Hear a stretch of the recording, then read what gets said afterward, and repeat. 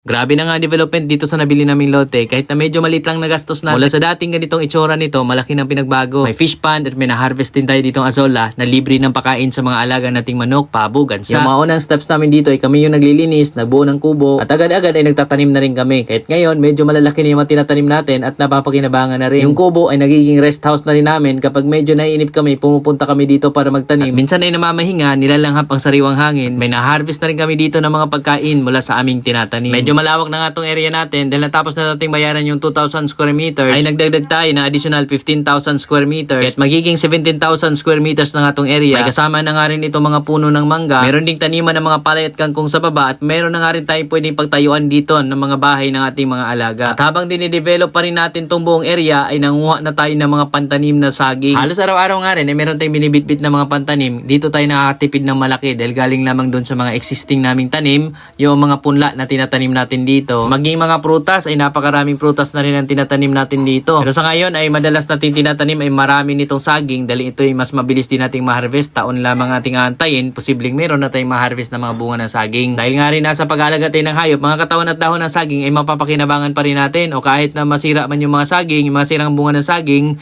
pwede rin nating ibigay na pakain sa mga alaga nating hayop. Dito naman yung babang parte, nagtatanim din tayo dito ng mga saging at marami pa nga rin tayo ditong pwesto na pwede nating gawing fish pond. Kapag iniisip ko nga na malalim ay di ko nga akalain na talaga nakukuha na namin itong area na ito. Na dati pinangarap ko lang, iba talaga pag gumalaw si Lord. Dahan-dahan at magaan natin nakakamtan yung mga pinapangarap natin. Yung unang 2,000 square meter nga na nakuha natin ang halaga nun ay 700,000 pesos. At ang pera nga lang namin noon na naipon ay nasa 350,000 pesos. Kaya di ko pa nga talaga akalain na magkaroon kami ng area na ganito. At noong una nga, nakita ko lamang ito nakapost sa social media bilang subdivided na lupa o farm lot. At doon nga, inainganyo ako na tingnan yung area. Kahit na yung pera namin ay kulang hanggang sa nakausap na nga natin yung developer dito sa area. At pumayag nga siya na magbigay tayo ng kalahati at yung kalahati ay hulugan. Hanggang sa noong malapit na namin matapos hulugan yung unang 2,000 square meters na lote. Habang itong nasa babang parte na 1.5 hectares ay matagal ko nang gusto ito pero matagal na rin nila itong pinopost at walang bumibili. Kaya nakiusap nga ako doon sa developer na ako na ang kukuha nito, hulugan ko kung papayag siya. At ayun ay pumayag siya kaya ayun na nga tuwang-tuwa tayo kasi medyo malawak nga ito at nasa farming tayo, nasa pag-alaga tayo ng hayop. Marami tayong pwedeng pagtatamnan dito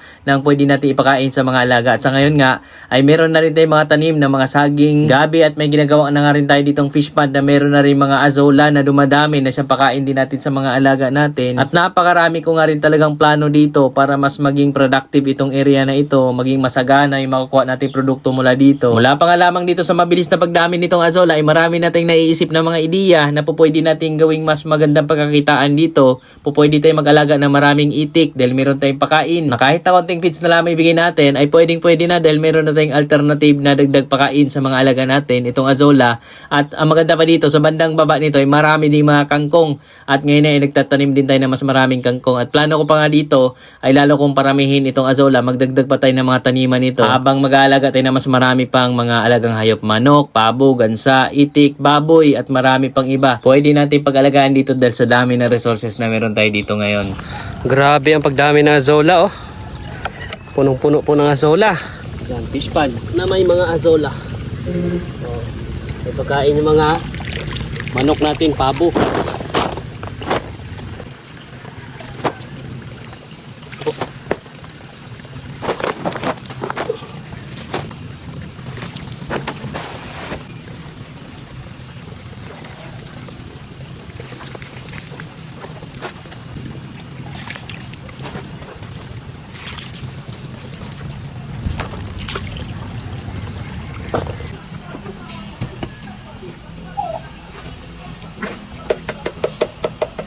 Gutom sila. Kita naman dito yung gilid mo, oh.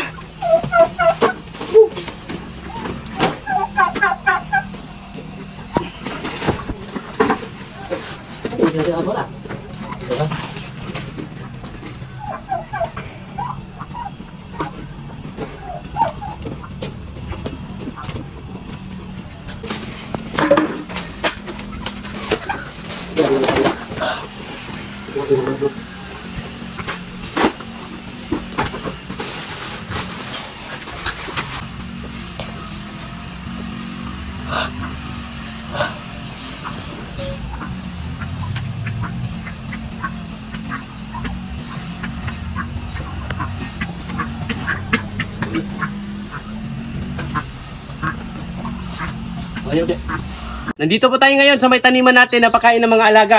Meron po tayong sirang saging. Ayan po, nilagay na natin dyan para pagkain ng mga kambing natin nandyan sa loob ng lambat. Nakalambat po kasi yan, tapos may mga marami tayong saging dito.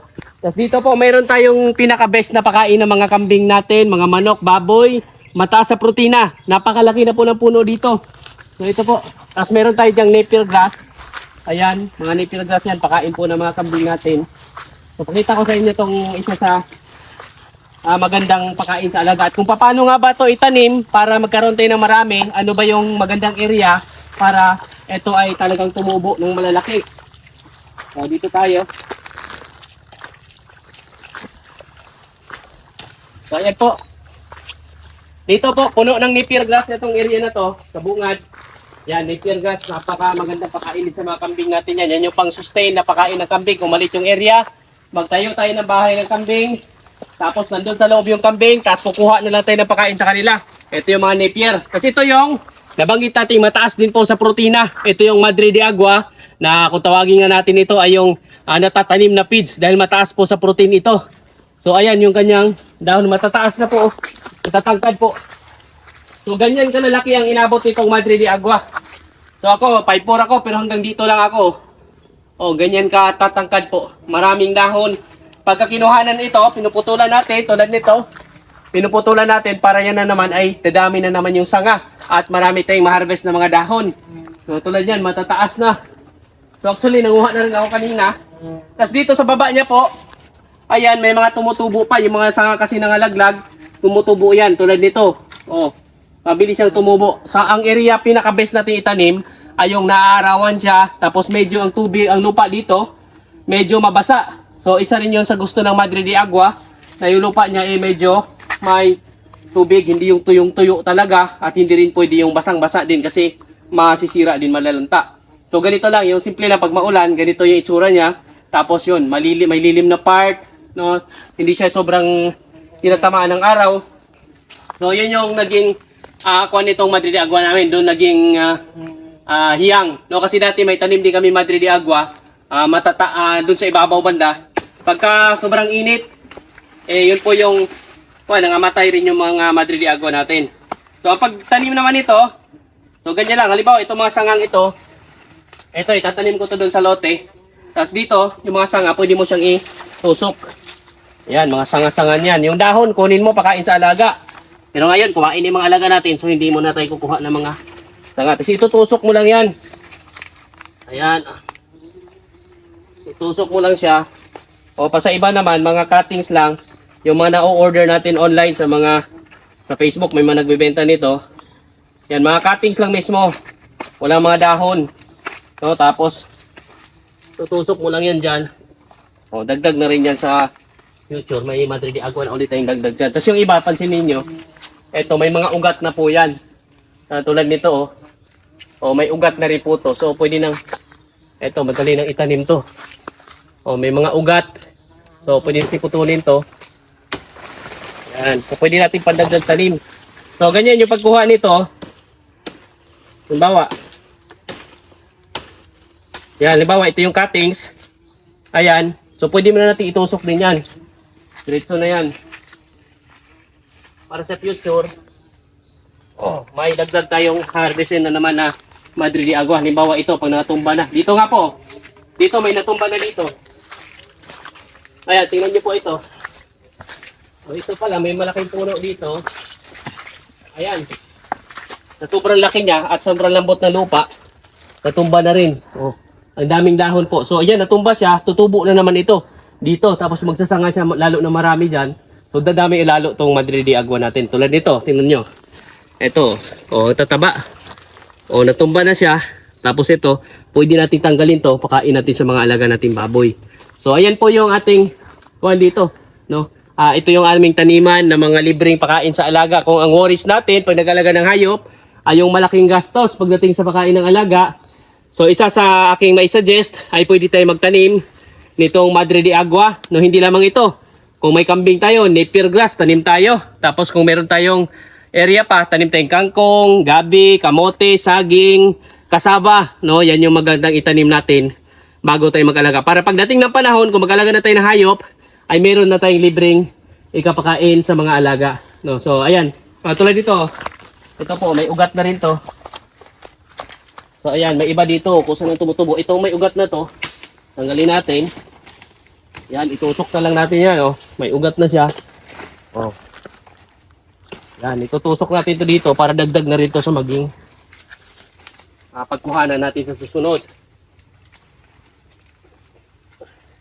Ayan, since dito sa amin, marami tayong Madre de Agua. So hindi tayo nagtitipid, mahabang ganito kahaba yung mga tinatanim natin. No, kapag naman yung mga pinapadala, usually maiksi lang, mga ganyan lang siya yung mga nabibili natin. Na pantanim nito, mga ganyan lang, isang dangkal, ganyan. So goods na goods naman na yun. Kailangan lang natin itanim. So meron na tayong ma-harvest. So dito, yung mga bakanting space, tutukan lang natin ngayon, ganyan. Oh. Para sunod, dito naman tayo mag-harvest. Yan, napakadaming dahon po.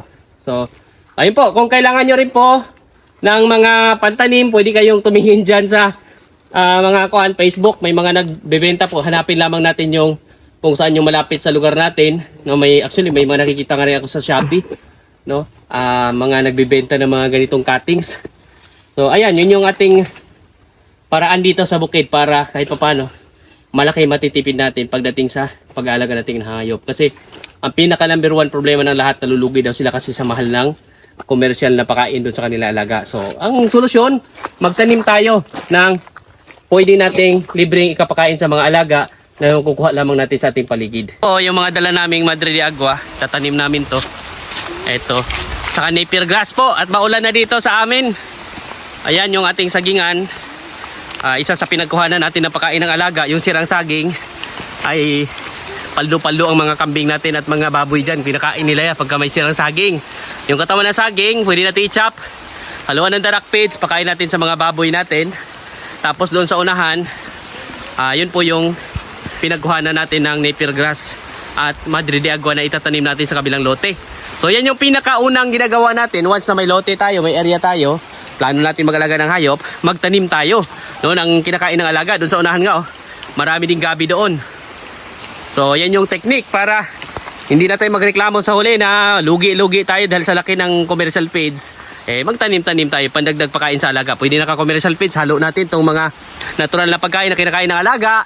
Pwede rin na more on natural, lalo na kung native pigs, no? Pwede to. Mga kambing natin ay pwede na to. Hindi na natin kailangan pang bumili ng pagkain ng mga alaga nating native pigs at kambing kung marami tayong pananim sa ating paligid. Po, dati po ilang piraso lamang ito. Hindi na kami nagdadagdag pa kasi kusa po silang dumadami. Mabilis pong dadami yung mga manok natin. Lalo na yung isang inahin ay nangangitlog ng napakarami niyan. Kaya mga itlog sa isang itlog ganyan. Kaya mga itlog na hanggang minsan 12. May iba nga umabot ng 13-14 pa. So, tapos pagka napisa yan, naging sisiyo na, dadami na nadami. Kaya lang minsan pag ganito na karami, may mga challenges din po. Kasi may mga manok dito na nangangain ng itlog. So hirap na rin magparami. No, kaya yung ginagawa natin, incubator naman pag ganito nakadami, mag-incubator tayo, no, para lalo nating maparami. Mas mabilis pa lalong dadami yung alaga natin kung gagamit tayo ng incubator. Kaya lang ngayon kasi medyo tumigil kami sa incubator dahil nga nitong panahon na tag-ulan. Magkakasakit din po yung mga sisiw natin pagka ganito yung pabago-bago pa yung panahon. Pero pag maganda nito, pag magparami tayo, bandang summer po, maganda rin magparami ng mga manok, mga pabo. Ang kaibahan nitong manok at pabo, itong manok, medyo mabilis ito mapisa yung mga itlog nila, nasa mga 21 days lamang. Habang yung pabo, inaabot na mga 28 days. So, ganun ka, kuwan. Ayan, may gansa rin po tayo dito. Yan yung tagabantay naman dito sa loob. Pag may tao na lumalapit, nag-iingay yung mga gansa natin. Ayan, So, dito din nakakatipid tayo. Actually, isa rin yun sa lagi nating sinishare dito. Nakakatipid tayo pagdating sa pagkain ng mga alaga. Kasi ang pagkain namin, ayan po, yung pinag-aagawan nilang yan ngayon ay ito po ang pagkain ng mga alaga namin, mais. Yellow corn lamang po yan. Which is itong yellow corn, pwede nating itanim. Hindi na tayo bibili-bili ng pagkain ng alaga. Hindi tayo gagastos ng malaki. So ang advantage naman dito kasi naka-free range lamang po itong mga alaga namin. Pati nga po kambing nandito. Pati kambing nakikisali rin po dito. Kaya kailangan isara yung net doon kasi uubusin ng kambing itong mais nila. So yung kambing naman ay marami namang damo dyan sa labas. So goods na yan sa kanila. No, so pansin nyo, dati kulungan namin nitong alaga, maliit pa, dito lang po dati yun. Yung mga kung meron kayong makikita nyo doon sa mga nauna ko pang video doon, grabe, ilang piraso lamang po talaga ito. No, may maliit na bahay lang sila dyan sa likod banda. Pero ngayon po, ayan na. Oh, medyo pinalaki na namin yung bahayan nila. Tapos dito sa kabila po, may mga bahayan pa dyan na marami para sa mga manok natin. Tapos may sariling bahay din mga baboy, kambing. Ayun, doon sa likuran. Oh, ayan, oh. Napaka bilis dumami ng alaga. So dito, pagka ganito naman, ang pinaka malaking advantage po, meron tayong libreng makukuhang ulam pag nangitlog na yung alaga natin. No? Tapos kapag may mga okasyon, madali na. Hindi na tayo bibili. So ayan ang ginawa natin. Actually itong area namin, ilalim ng niyugan nito. Madamo dyan sa unahan. Pinapakawalan din natin sila dyan. Binubuksan natin yung pintuan dyan. So lumalabas din sila dyan. Kaya hindi lamang po nakapokus dun sa mais yung pagkain nila. Pati yung mga insekto sa labas, mga prutas kinakain din nila. So ayan, may baby kambing din kami dito. Kaya lang napipilayan po ata. Pilay ang isang baby kambing natin. Bay. Oh, lalaki yan. Oo. Iyo yan? Ah, may pototoy. Ayan. Baby kambing.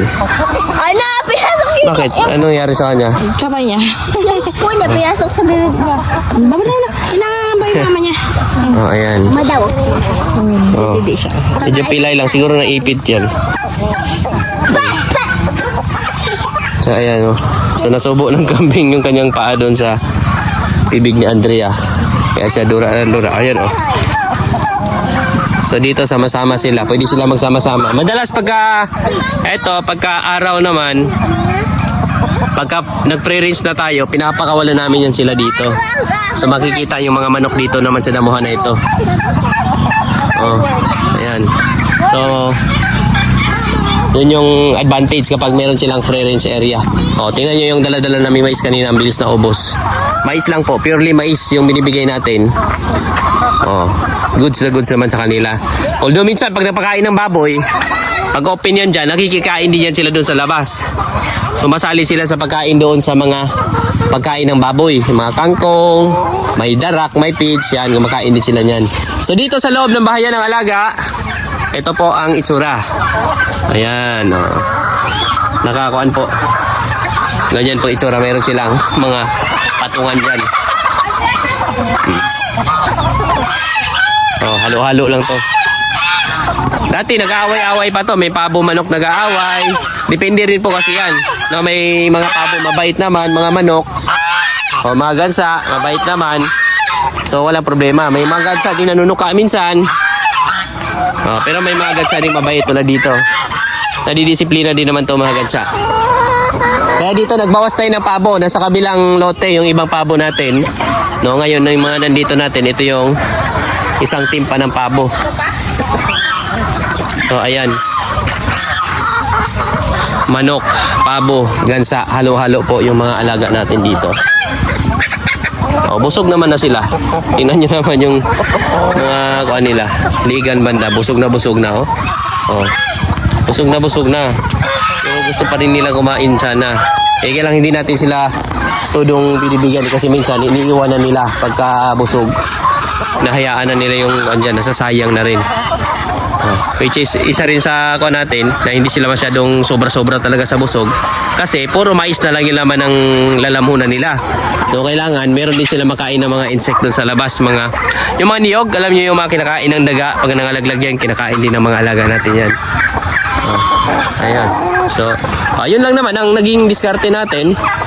Ang pinaka-diskarte lang talaga ay nag-umpisa. Yun lang. Once na nag-umpisa ka, kahit ilang piraso yan, basta matutukan mo lang din, papakain mo sila.